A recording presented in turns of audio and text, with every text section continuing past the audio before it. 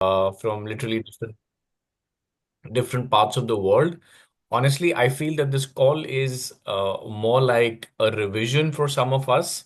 And I think I'll just take the pleasure of introducing some of the people that we have on the call.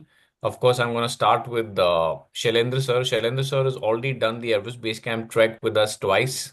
He's more like a EBC veteran of sorts, and he loves the mountain, he loves the nature, and he loves trekking. So he's decided to join us for the third time as well, and this time more towards the Gokyo Valley and the Gokyo Lakes. So, welcome to the call, sir.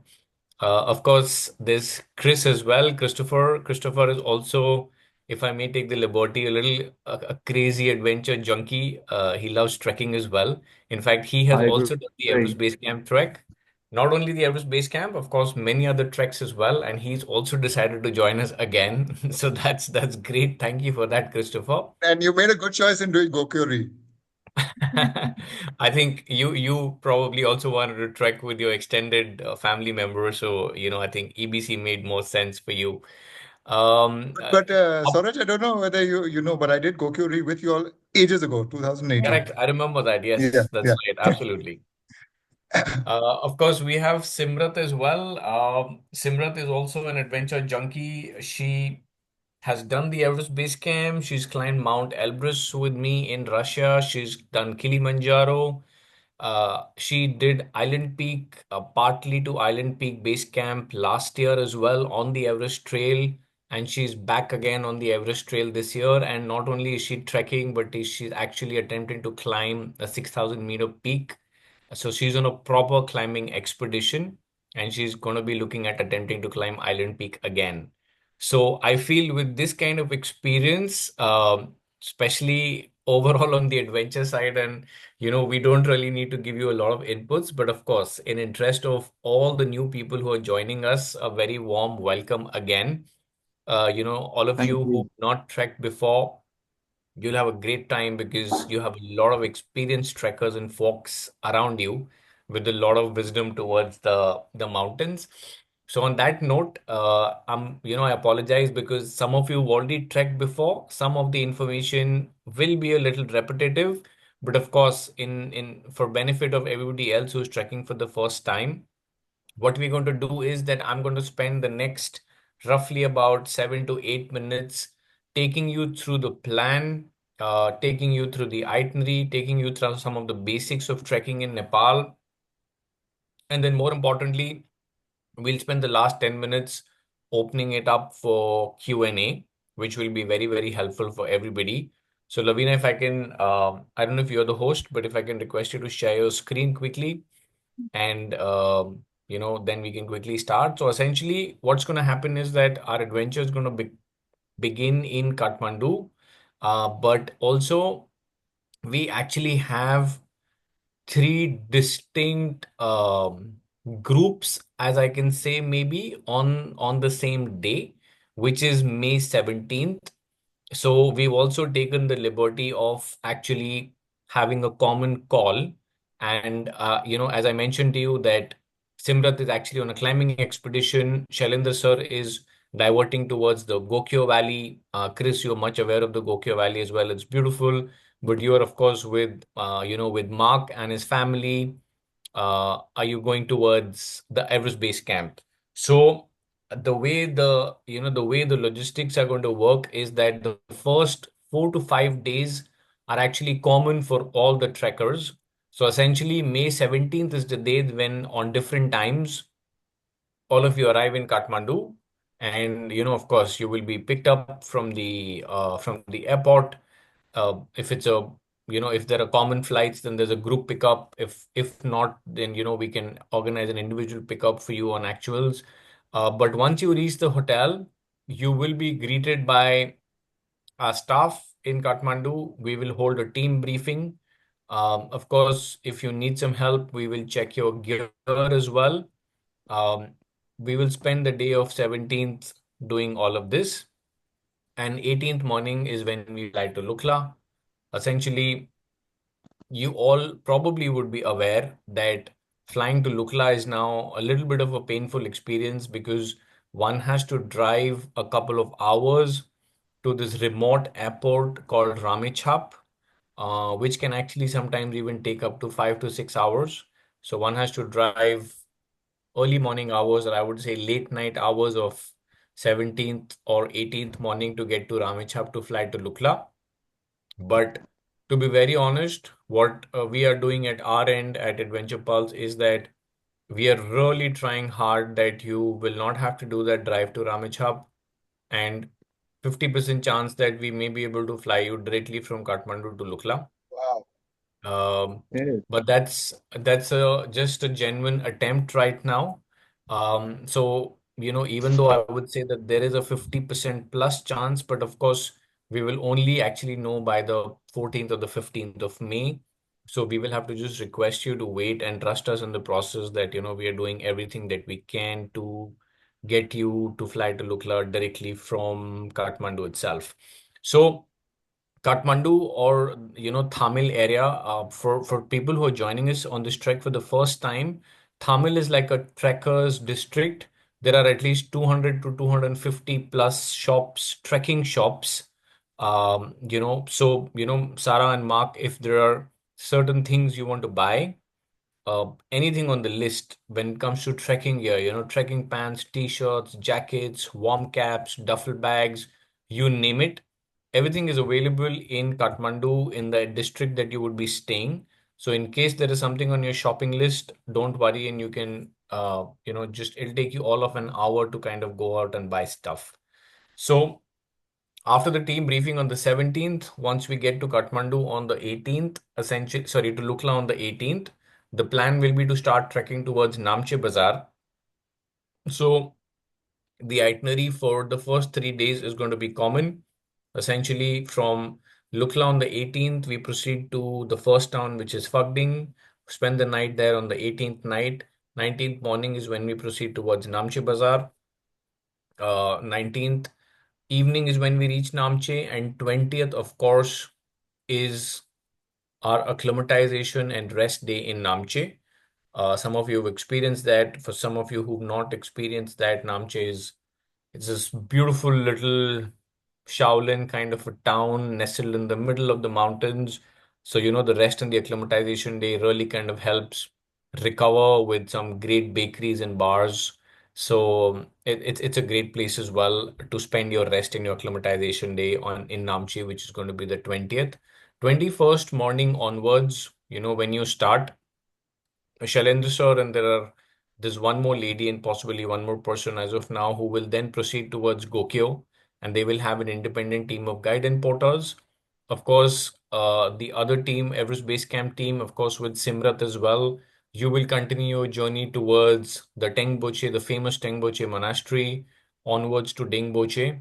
And it is from Dingboche that, Simrat, because she's on an expedition, she then diverts towards the Island Peak Base Camp with her climbing Sherpa, and of course the Everest Base Camp team with their own dedicated staff and porters will then head towards the Everest Base Camp. So, we still feel that it's almost like one team for the first 4 to 5 days. And it really helps being in a group, knowing some new people, boosting each other's morals and stuff like that. So that's very helpful. So these are the kind of three different plans that we've ironed out. There's an EBC team, there's a Gokyo team, and of course there's a Island Peak team as well, right? So that's how the plan is looking like. So Lavina, I think we can move forward. Um, yeah, I think that's also fine. The departures are okay. Yeah, these are some pictures. Of course, you can expect some great views in the valley. We'll quickly move towards accommodation for people who are trekking for the first time. The accommodation essentially is going to be in tea houses, or as we call them, mountain lodges.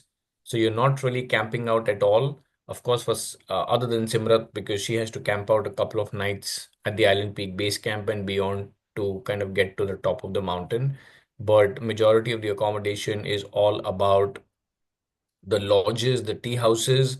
Of course, over the years, quality of the lodges have gone up. There are certain options of places where they have rooms with attached washrooms as well. There's a Wi-Fi connectivity every day, so you are well connected. Of course, the Wi-Fi is charged and it depends on you whether you want to buy it or not, but at least the option is there for you to kind of be connected to the family or completely be remote. Um, Moving on, we of course anyways send you an extensive packing list of things to carry. So we're not going to get into that, but I'm actually going to spend 2 minutes on this particular slide because this is not the generic packing list, but this is more about how you layer in the mountains. And we feel that layering, of course, is the single most important thing that can ensure that you're keeping warm and comfortable, because it's not only about feeling cold, it's also about not overheating in the mountains and in the process not getting dehydrated.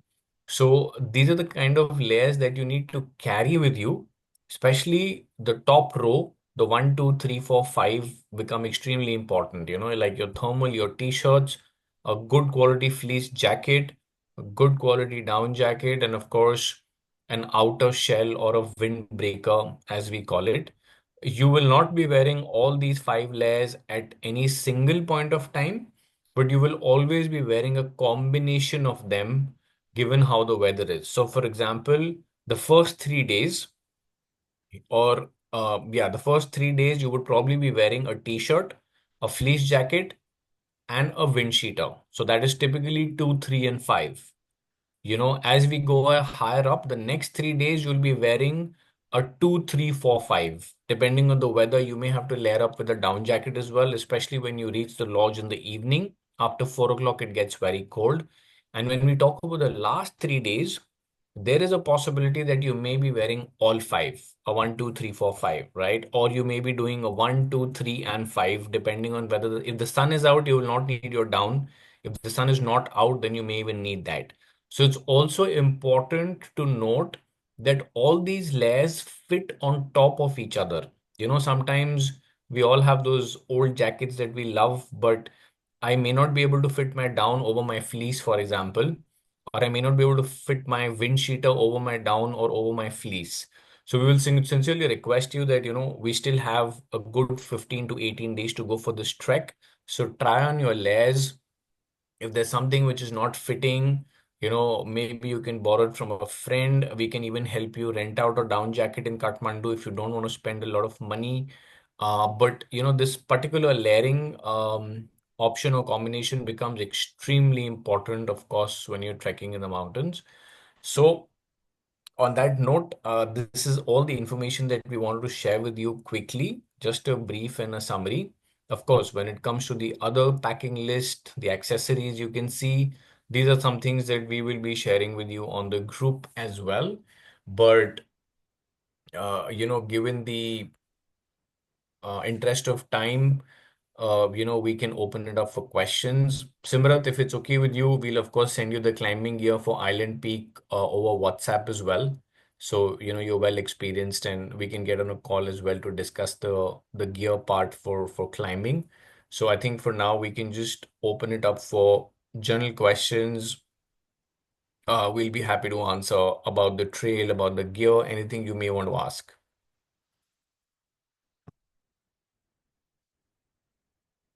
Swaraj, Yes, sir. uh, this is the first time I'm going in the latter half of May. Okay. Right. So, what kind of temperatures do you expect, say, during the night and during the day, especially at Gokyo? Sir, honestly, the temperatures won't really vary very much from April. So essentially, towards Gokyo, sir, when you're at Dole, Macharmo, and Gokyo, these 3 nights, you can expect anywhere from, I would say, about 8 to 12 or 8 to 13 degrees during the daytime.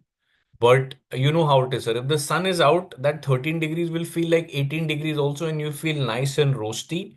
But if it's a very cloudy day without any sun, the minimum of 8 will also start feeling like 4 to 5 degrees. And that's when you get the wind cheater on. During the night, you will definitely experience sub-zero.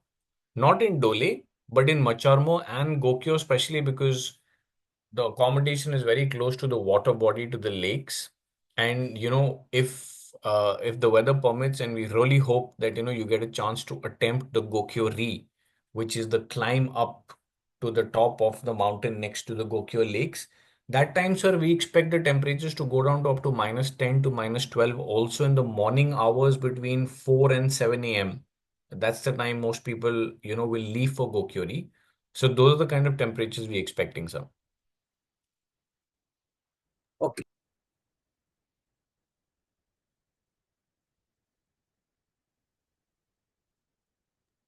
Taraj, I had a question regarding gear. Can you Yes, get Simran. those padded gloves? Would that be okay, or you just wear regular uh, layered gloves? Simrat, you would actually need two different kind of gloves. One will be the thin liners that kind of just fit like a sleeve, Yeah, and then yeah. top of that you would need the padded ones, I would say, which have like better insulation, and the bigger ones basically fit on top of the liners. So you would need these two layers because in your case you would be jumaring up an ice wall which is almost like 100 feet, close to 80 to 100 feet. So you would need that grip with the gloves. So if you have something, Simrat, and if you get the time, just send me a photo of it. Otherwise, I can send you a couple of pictures of the kind of gloves one would require for No, island peak. I have those. I have those. I showed you Done, last done. time. I have those. Yeah. Okay, I was but thinking, send me a in picture. addition. Okay, I'll send. In Send me a addition, do you picture. want? Okay, I'll do that. In addition, do you want me to purchase those those warmers or those heaters that are installed in your gloves? Yes, the heat patches you mean, right? Yes, the heat patches. Yes, ordering a couple of, I would say 2 to 3 packets of heat patches Mm-hmm. um, is a good idea for the summit night, but you'll only need them on the summit night and one night before, maybe. You will not need it through the tea houses. So order Okay. those. All right. Thank you. All right, great. I think this is how an experienced group looks like because there are like less questions, I feel. One more question. Yes, sir. Uh, there is always a confusion about 100 rupees notes and 500 rupees notes INR in Kathmandu. What's the current position? So the current position is that legally speaking, by the book and by the law, you're not allowed to carry 500 rupee notes into Kathmandu, but that's by the book. Uh, if but we personally carry it all the time. Uh, but most people accept it as well. But unfortunately, because of the supply and demand, the conversion rates are a little skewed these days in terms of most money exchangers will offer you 1 to 1:5 instead of 1:6. But when it comes to 500 rupee notes or 100 rupee notes, if you're carrying a limited amount, sir, I would say like 15, 20, 30,000 also, you can comfortably carry it. It's only if, somebody's carrying like a couple of lakhs, it can be a problem.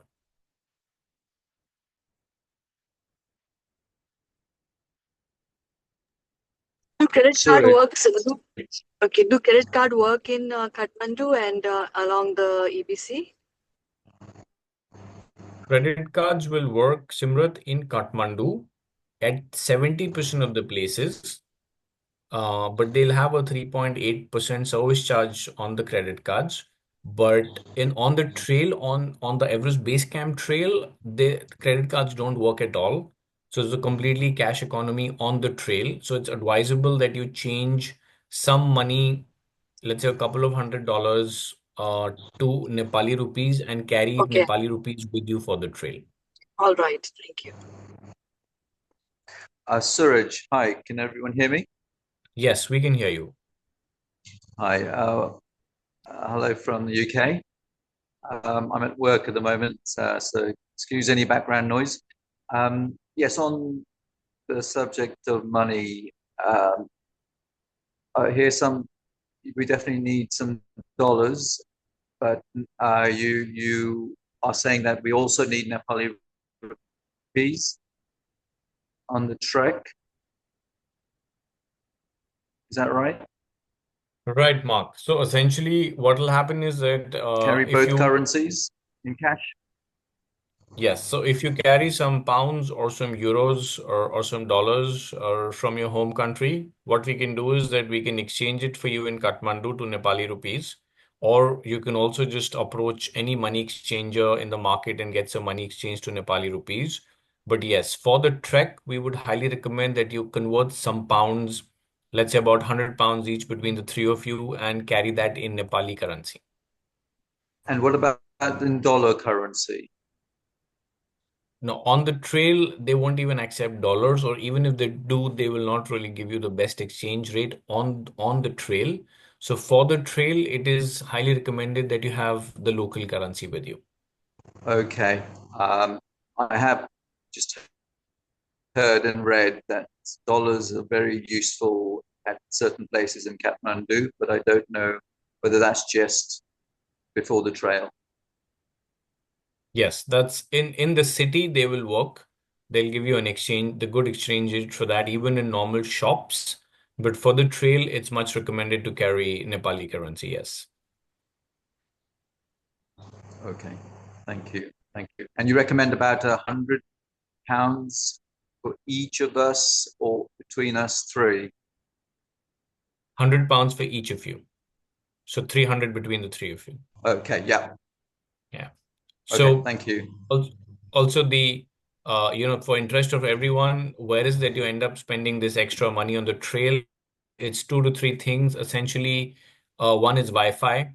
So if you want to buy Wi-Fi off the lodge reception, you will probably end up spending something. Second would be that, especially on rest days like Namche Bazaar at Ding Boche, there are some really nice bakeries and coffee shops. So, you may want to just get into one of these coffee shops and order some extra coffee and cakes for yourself.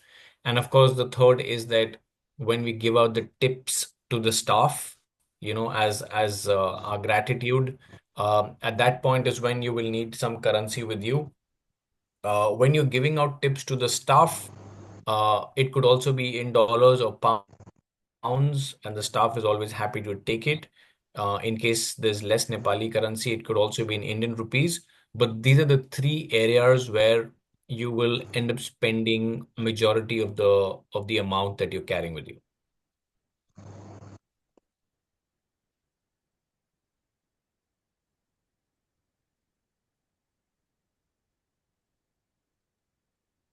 Samir, sorry, Swaraj, maybe you Yes, can sir. cover the Ncell SIM also. Yes, sir, absolutely. That's a good point. So also when we talk about communication systems on the way, there is when you exit the airport or even in the market, you can actually pick up a local SIM card as well, which is by the name of Ncell. Nepal Cell is what they call it. So in case you want to pick up a local SIM card, you can buy it from the airport or you can even buy it from the market and then get it recharged like a prepaid card. And then it works for during the 11 days of trekking, your SIM card ends up working for about almost 5 to 6 days. But because there are 3 or 4 days in between where you may not get proper network, but those are the days that you can always rely on Wi-Fi. And if you need, you can buy Wi-Fi. But for most days, buying a Ncell SIM card from the airport, like a tourist SIM card for a 2 week period, that's definitely a good idea. And would you say it's better rate at the airport or wait till Kathmandu market? The price is the same, Mark. At both Okay. places, the price is the same. At the airport, they're a little more friendly because it's all tourists usually visiting. So, they have a quicker process. They'll just take a scan of your passport and a photo, and they'll issue a SIM card to you like within 5 to 7 minutes. In the market, it'll probably take you about 15 to 20 minutes to get the same thing done. But Right. pricing wise and package wise of the SIM card or the data, it's all the same, really. It doesn't really make much of a difference. Thank you. Okay, great. Thank you for all the questions. We have about 7 minutes to go as Swaraj, well. If yes, sir. on 17th, am I likely to see you or Samir or Ghanshyam? Sir, on the 17th, you will meet Ghansham and you will meet me mostly around the 20th in Namche, sir. Samir by then would have left Nepal because he's already on his third group to the Everest Base Camp, and he's already finished one Island Peak expedition as well. So I think after these 3 or 4 trips, he would be probably ready to go home. But I would be spending the month of May in Nepal, so I'm definitely going to meet you on the 20th.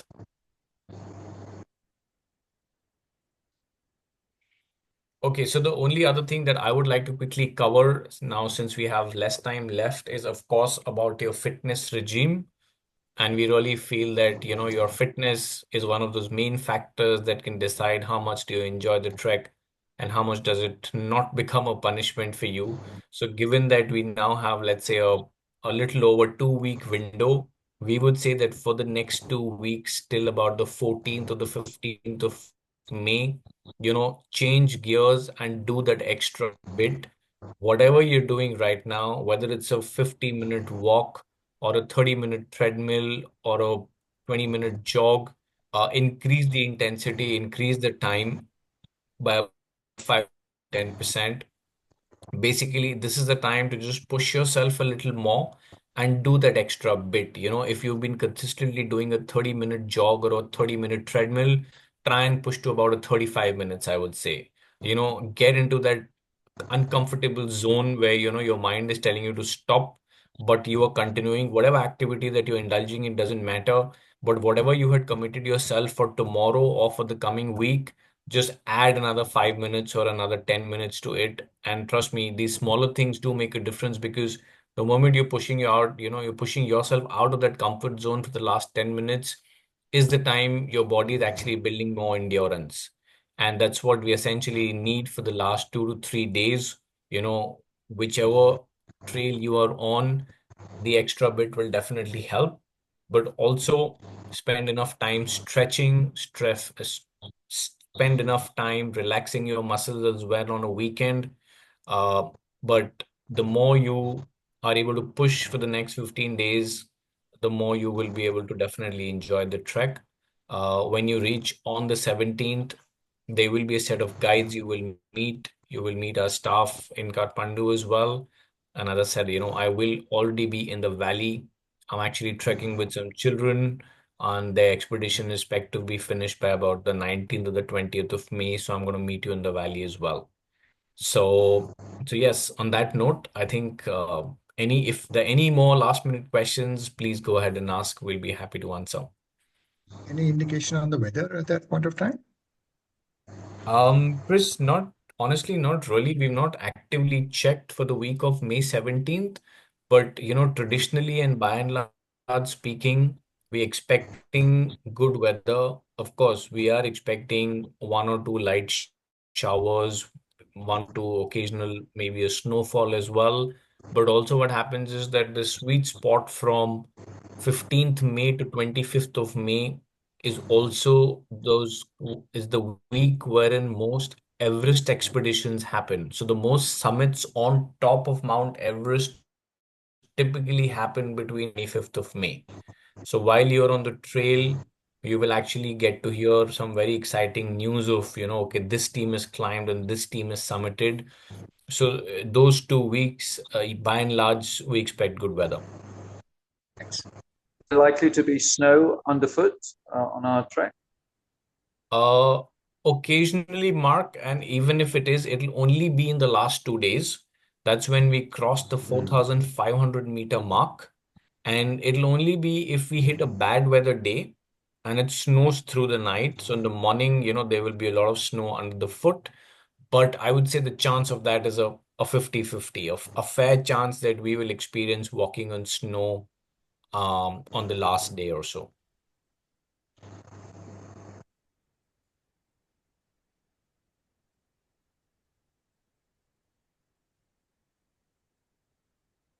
All right, great. On that Any more note, questions? you would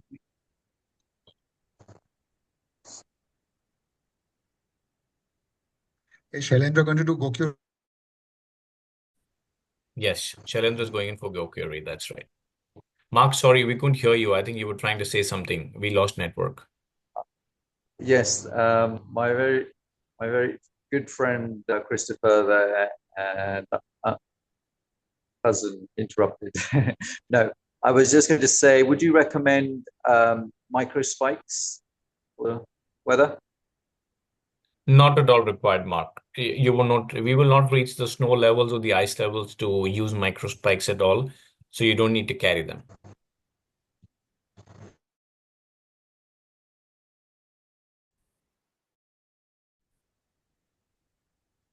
All right. On that note, I think, ladies and gentlemen, thank you so much for all your time.